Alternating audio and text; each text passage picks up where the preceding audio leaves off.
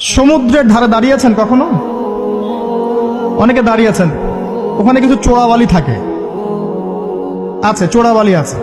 এই চোরাবালিতে কেউ যদি ডুবে যায়, দেখা যায় যে আস্তে আস্তে তার হাঁটু, তারপরে তার কোমর, তারপর বুক আস্তে আস্তে ডুবতে থাকে।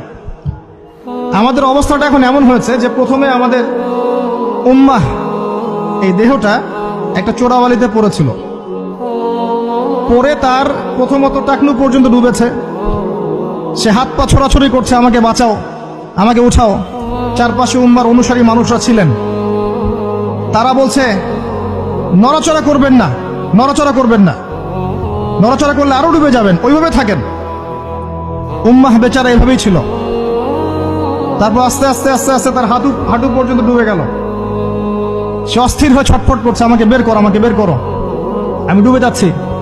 আশপাশের মানুষ বলছে রিল্যাক্স, নড়াচড়া করবেন না, নড়াচড়া করলে আপনি ডুবে যাবেন। এভাবে আস্তে আস্তে কোমর, আস্তে আস্তে বুক, এখন গলা পর্যন্ত ডুবে গেছে। এখনো উম্মাহ চিৎকার করছে, আমাকে বের করো, আমাকে বের করো, আমি ডুবে যাচ্ছি। আশপাশের মুসলিমরা বলছে নড়াচড়া করতে যায় না, নড়াচড়া করতে যায় না, ওইটাও ডুবে যাবে। কে টেনে তুলবে একে এখন? যারা আশপাশে আছে এই দুরবস্থায় এবং এই দায়িত্ব পালন করে নাই, আল্লাহ পাক অচিরে তাদেরকে সরিয়ে দিবেন ইনশাআল্লাহ, কোনো সন্দেহ নাই।